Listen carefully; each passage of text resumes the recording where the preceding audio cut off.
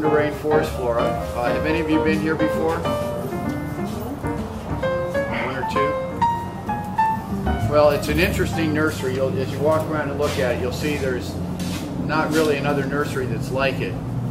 We're pretty specialized in these plants that don't need any dirt, that are getting to be very popular these days. And we started doing this 41 years ago. Wow. And we're still doing it. Hey, all right. Which is kind of amazing. But anyway, the plants grow with no dirt because they can get all of their water and nutrient requirements through the leaves. And that's a huge thing. That'd be like people being able to breathe underwater. The fact that they can get their water and nutrients through the leaves frees them from having to be in soil, which is where everybody else has to be. And so if you picture Latin America, you picture the Amazon, this teeming jungle, and everybody's fighting for space, then these guys have been able to go up the trees and into the tops of the trees and then out from the trees into the savanna, and now a lot of the most popular types grow in Latin American deserts. And they're endemic to the Western Hemisphere because they're basically the newest plants on Earth. They came in since the last time the continent split apart. So we only find them from the southern U.S. with Spanish moss all the way down through Chile and Argentina. And you know, they're actually very much what people want in this day and age where nobody has any time or space. They're interesting to look at when they're not in flower. They have beautiful flowers. Some of them, like this crocata, you can smell this when you have the chance. The flowers are very fragrant. Most of them are pollinated by hummingbirds because the flowers are evolved to appeal to hummingbirds. They have bright colors.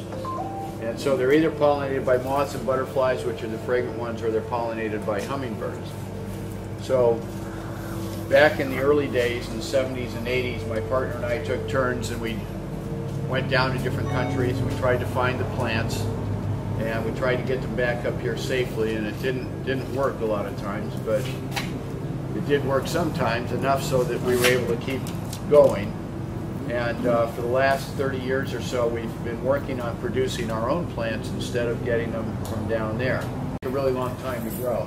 And when you get something like this or this, you won't see these in any stores. You know, the ones that you see in the stores are little tchotchke guys. But these take, you know, a solid 20, 25 years to produce from the seed. And so there aren't very many of them yet.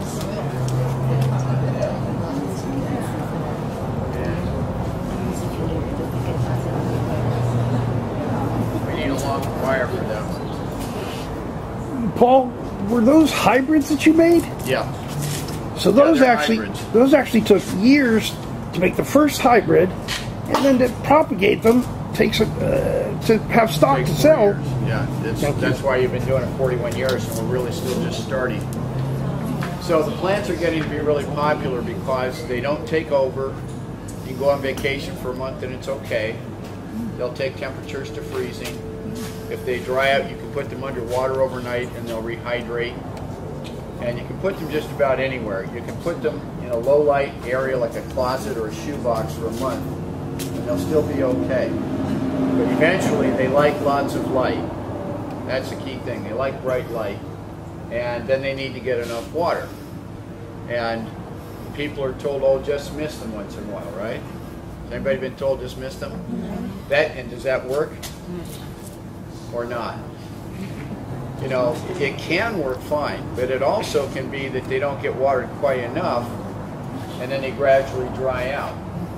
Or conversely, you can be watering them with misting them and a little bit too frequently and then they rot. So they can go those two ways. If you take them and you stick them underwater, take them out, turn them upside down and put them back and do that about once a week, that's, I think, the safest way to do it, because they can't be too wet too long and they probably won't dry out either. And then it's just a case of getting bright light. Do you say overnight to give them in water? Only if they dry out. If there's a picture here in my book that shows the plant, what happens when they look like when they get too dry, most of them. You can see the top picture on this page. Yes. And you can see how the leaves are all curled up. Yeah. Has anybody had that happen? Yeah. Okay. That means you weren't watering it enough or frequently enough. So if you put it underwater overnight, the bottom picture is the same plant the next day. So that's the key thing. And if you know that, then you should be good. And if you don't know it, then you lose them. You know, but that's one of the great things about the plants is that they can be rehydrated if they're dried out. You know, if you have an orchid or most other plants, if they dry out, it's over. Start over again. Yeah, that's the second one. This is pause. How long did it take you to write that book? The first edition took 4.5 years to produce, and it was all my nights and weekends for 4.5 years back in the 80s. Came out in 87, and then it, eventually it sold out. That was the end of it, but then the internet came in, and then people started trading them online, and it was, they were hundreds of dollars. So I did another one so that it would be cheaper, and so that's the second one. That came out about 5 years ago. We still have lots of those. I think the first edition is going for about $350 now. Yeah, something like that. This one's it's 72, and you're welcome to take a look at it. It's actually quite a bit better than the first one because it has a lot more color pictures, and it has a whole chapter on the hybrids that didn't exist when we did the first book. And you can see how pretty the plants are. And then here's you haven't walked around yet, but you'll see the pond, and there's a lot of information in it. There's that's the thing that was the hardest part was having enough correct information so that the book would stand the test of time, that people could actually learn a lot. Because the more you learn about these plants, the more interesting they become. We're all familiar with bromeliads now, like in the ceramic bowls behind you. And those are gorgeous, and they have the most color and size and last the longest for price of any plant, which is why they're so popular. But people use those to decorate. They don't sit there and really learn about them because, what is there to learn? Whereas with the air plants, the more you learn about how they grow and why they grow and how come they're so different looking. There's just so many things to learn about the plants that are interesting. So that's why I got into them in the first place. I just couldn't believe plants could grow with no dirt. Paul, about how many species? How many species do you think there are? Pardon me? About how many species? I think there are probably around 700 or 800 now. I'm not sure, and a lot of them are green leafy things with green inflorescences that nobody cares about. But the ones that people like, that look really interesting, are more from the deserts. And of those, there are probably about 300 different kinds. And we've probably made at least that many hybrids. And there's more hybrids around the world, too. Yeah, so we ship a lot of these to Asia.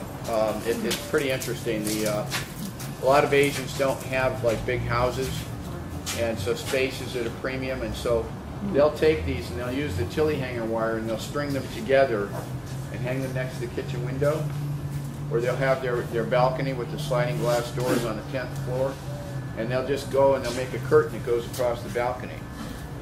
That's really cool looking. Really neat. Did you put it into direct light all day in the sun? If all of you live around Long Beach area, most of these will sit in full sun fine, especially the grayer ones. You'll want to water them a little bit more frequently, but most of them are fine. The white fuzz on the leaves reflects up to 73% of the light that hits the leaf. So they like bright light. A lot of these are from Latin American deserts, like I said, and so they get a lot of light. The difference between there and here is that it's drier. But the nice thing about Long Beach is that it's more humid than it is in Simi Valley or Fontana. So it's easier. So Have different bloom times. most of them bloom in the winter. Their normal life cycle is to bloom in the winter, get pollinated by the hummingbirds, and then the seeds have to mature and open and then fly around before the onset of the rainy season in the summertime. And so the seeds all have a fuzzy cottony attachment on them. They look like a dandelion in that sense. They have a fuzzy cottony attachment because they're high on cliffs or in trees. If they had regular seeds, they just come down. So this way they can float around. The fuzz is shaped like a parachute. It has a radial spread at the top, filaments, and the seed at the bottom. And they can float hundreds of miles and they catch on something and then they start to grow. So if you have it in your house, how do you have it pollinate? Pardon me? How do you pollinate a plant if it's in the Well, house? I mean, we have resident hummingbirds, but we do it too. And you know, you can use a brush or a hair or something, and you have to take the pollen from the anthers of one plant and go to the stigma of another plant. You can't do it on the same plant. But yeah, I mean, we've done that for so many years now. So there's male and female plants? No, they're male and female on the same plant, but they're just not self-pollinating. Can you tell from those flowers? No, they're all the same, but there's a subgenus of Tillandsia called Diaphoranthema, like Spanish moss. It's what they say pleistogynous. They're self-pollinating. Flowers don't open and they're self-pollinating. It's all the miniature species. But all the normal ones that are bigger, you have to go from one plant to another plant. But they both have male and female on each plant. But you got to go from one plant to another plant. And then you can make hybrids by going from this flower to this flower, this flower to this flower. And how do you know where exactly to put it? Well, it's got to be inside the flower. The stigma and the anthers are, and this is, you know, these smell really good, but like this one is subgenus Onyplophytum, and the stigma, which is the female part, and the anthers that have the pollen are down inside the floral tube. And then a lot of the species have flowers where the stigma sticks out and the anthers stick out, so you can see them, and that's easier than with these guys. But I mean, you can still do it. But just got to go down inside. But the main way that people would have enjoyment is that the plants bloom and then they pup, and you just grow the pups. Yeah, and eventually they you all have offset. Offset. You have these giant balls So you look eventually. overhead and you see the big clumps. They all started from one plant. Growing them from seed is rather difficult. So Even after you started, did you share how you found your first one? I found. Okay, so the question is, how did I ever get started in something like this? And the answer is, when I was in college, I had a herpetology class, reptiles and amphibians, and the teaching assistant and I got to be good friends, and I went over to his house one day, and he had these plants hanging in his patio, and I just couldn't believe that what I was looking at was real, you know? I mean, they looked like they were from outer space or the bottom of the ocean, and they were not in any dirt. And I'm not a plant guy particularly, you know, but I just couldn't believe that. And then a few years after I got out of school, I had always wanted to kind of start my own business. My dad was a painting contractor, and they always said, go to work for GTE, don't fight it. And of course, being a young guy, I didn't listen to him. And but I was trying to figure out something I could do, and I liked the plants a lot, and I looked around, and nobody had ever tried to sell them to the public before. So a friend of mine and I got a Jeep Wagoneer, and we drove from LA down to Cabo San Lucas, and we ferried over to Puerto Vallarta, and we drove all around Mexico and the Yucatan Peninsula and Belize and then into Guatemala. And then when I came back from that, I took the plants that I'd sent back and started gluing them on pieces of driftwood and selling them at the Rose Bowl swap meet. And that's how it started, 41 years ago.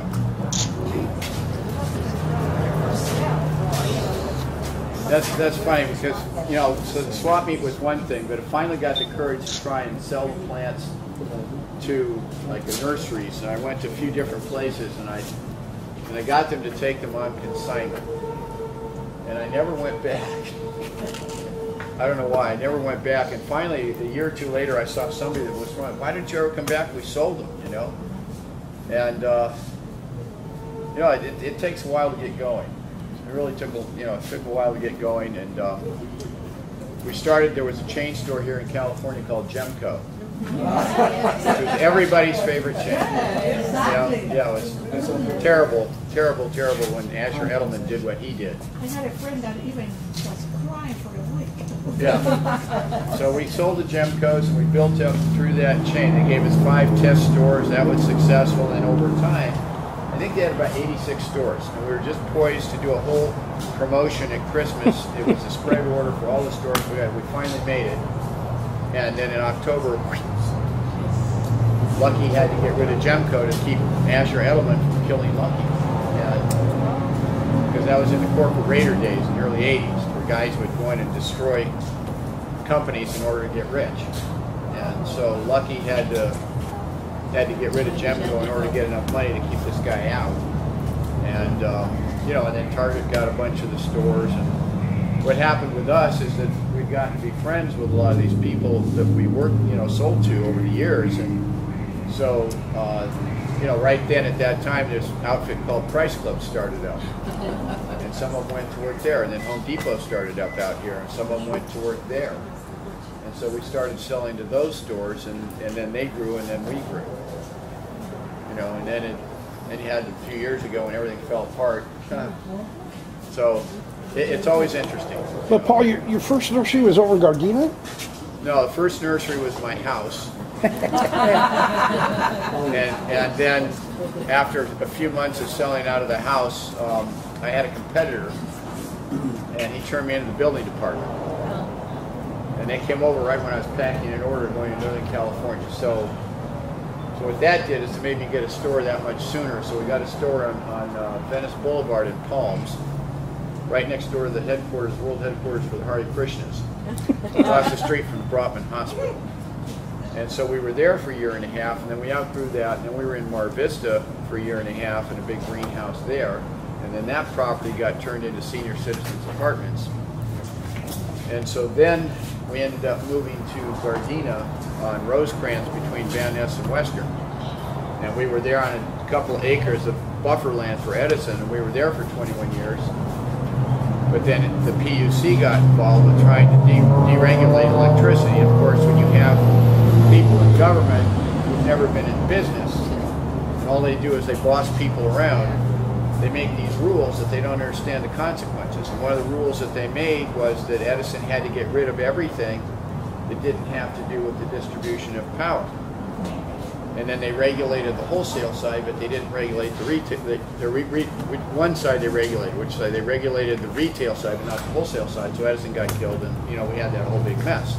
But one of the things they had to do was they had this little 2-acre buffer land behind their substation there that that they had to get rid of.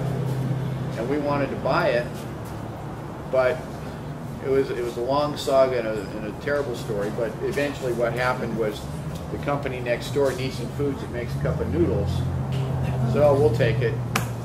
And you know, they gave them $1 million for the 2 acres. And you know, we're not in the real estate business, so we had to leave again. And so then this place was a tree nursery for 47 years, and the guy was 3rd generation, and he realized he didn't have to work that hard, so he turned into a sod nursery instead of trees. And all you need is a little postage stamp sized place, so he didn't need this. So we ended up having to buy his lease, or actually we had to pay him to sign his lease over to us. And then we moved here and started building this in 2000. So it's 15 years ago. So keeps you young. Keeps you on your toes.